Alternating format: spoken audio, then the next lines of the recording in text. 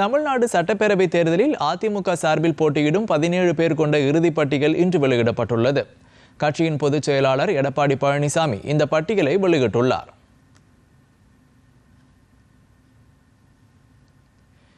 இதன்படி முன்னாள் அமைச்சர்கள் வளர்மதி ஆயிரம் விளக்கு தொகுதியிலும், கோகுல இந்திரா அண்ணா நகர் தொகுதியிலும் போட்டியிடுகின்றனர். சேப்பாக்கம் திருவல்லிக்கேணி தொகுதியில் ஆதி ராஜாராம் போட்டியிடுகிறார். திமுக தலைவர் மு.க. ஸ்டாலின் போட்டியிடும் கொளத்தூர் தொகுதியில் பி. சந்தானகிருஷ்ணன் வேட்பாளராக அறிவிக்கப்பட்டுள்ளார். திருவிக நகர் தொகுதியில் கொலைகுண்ட பகுஜன் சமாஜ் கட்சியின் தலைவர் ஆம்ஸ்ட்ராங்கின் மனைவி பொற்கொடி களத்தில் நிறுத்தப்பட்டுள்ளார். முன்னாள் சட்டமன்ற உறுப்பினர்களான வி.என். ரவி விருகம்பாக்கத்திலும், தி.நகர் சத்யா தியாகராய நகரிலும், எம்.கே. அசோக் வேளச்சேரியிலும்,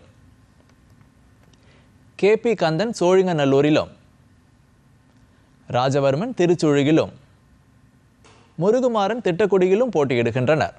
ஏற்கனவே 2 கட்டங்களாக 150 பேர் கொண்ட பட்டியல்கள் வெளியிடப்பட்டிருந்த நிலையில் இது 3வது மற்றும் இறுதி பட்டியலாக வெளியாகி இருக்கிறது. மொத்தம் 167 வேட்பாளர்கள் அதிமுக சார்பில் போட்டியிடுகின்றனர்.